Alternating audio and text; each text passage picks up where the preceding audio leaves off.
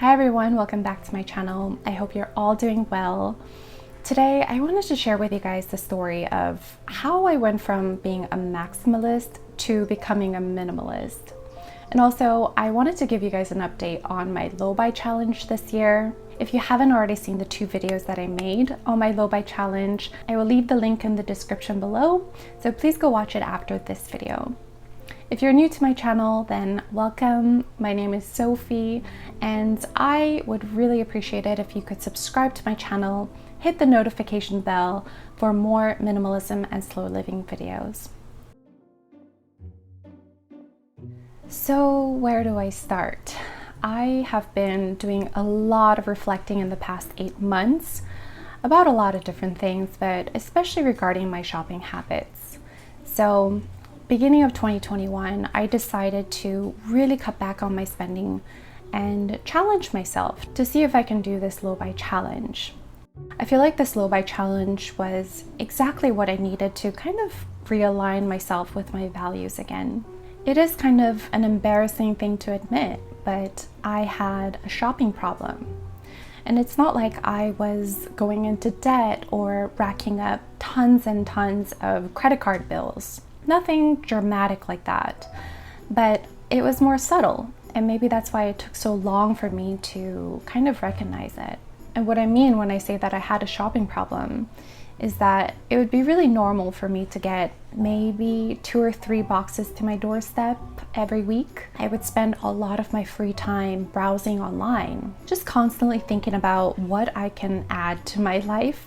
And little by little, it started accumulating and started getting really overwhelming. Of course, I could blame the marketing industry, I could blame the ads, the social media, but at the end of the day, the problem always stemmed from me. I was the biggest problem to my own actions. The deep-rooted cause of my habit was coming from a place where I needed to fill a deeper hole. And it was really noticeable because I still couldn't feel content when I tried to fill it with material things. Whether it was because of my insecurities or dissatisfaction, or just because I was bored, I feel like I tried to beat the monotonous day-to-day routine by buying new things because it was the easy way out. And in a way, it felt like I was treating myself.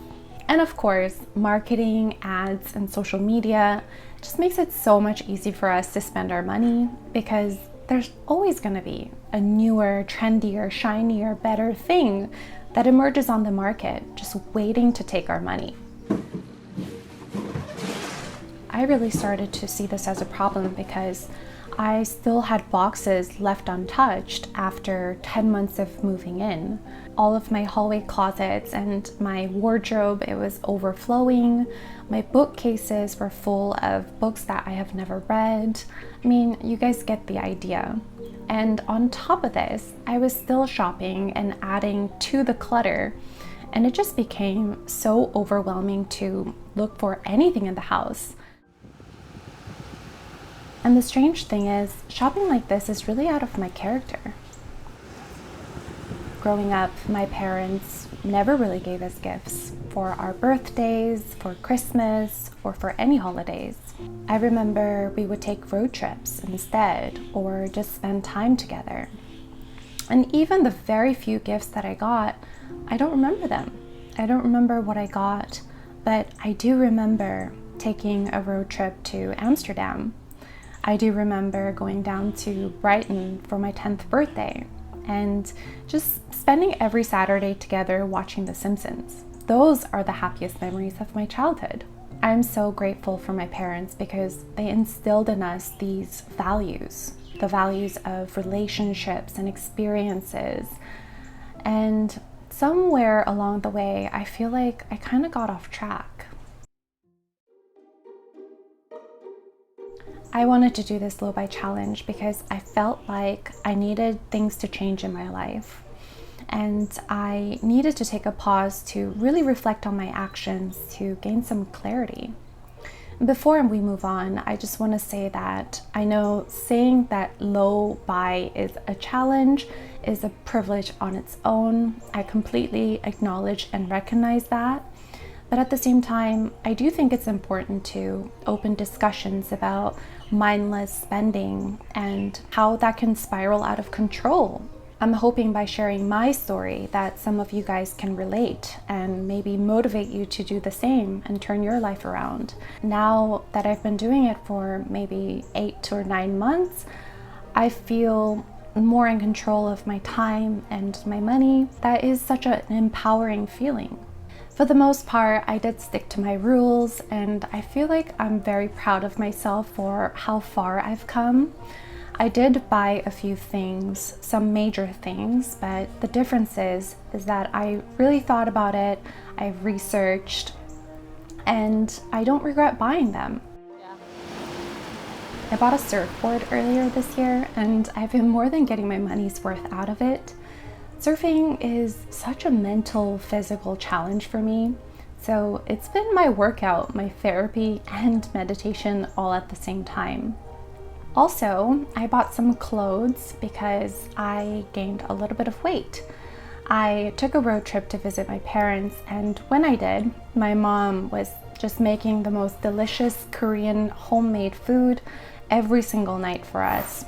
And when I came back home, I noticed that all of my clothes felt a little bit tight. I never want to feel guilty about having to buy a couple of key pieces of clothing that I truly need. And I had to remind myself that this whole point of this challenge is not to obsess over things, but to adopt more mindful spending habits in general.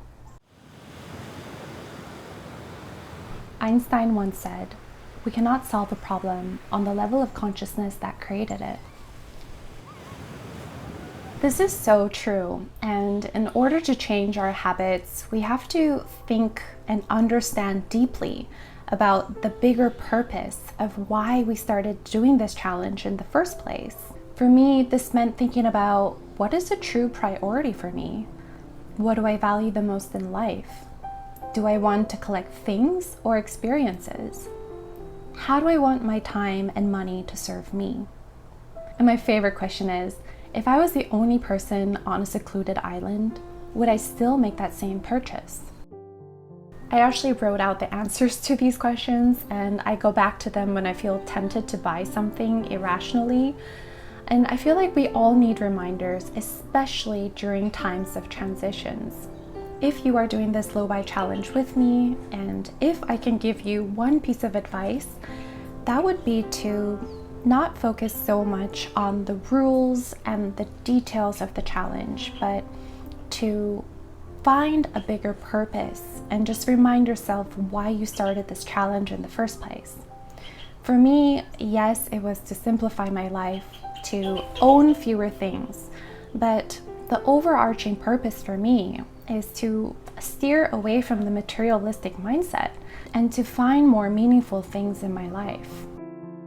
Because never have I once thought about what I was wearing when I was having a good time with my friends and family. I never once thought about what my hair looked like or what my makeup looked like during an amazing trip. No amount of cool things will ever amount to the great books I've read, the movies I've watched, the plays I've seen. And now I'm just reminding myself that I want to internalize this message, and I need it to reflect on my spending habits as well. Thank you guys so much for watching today's video. Are you doing the low buy challenge with me as well? And if you are, then what are some things that you've learned about yourself or just learned in general through the process?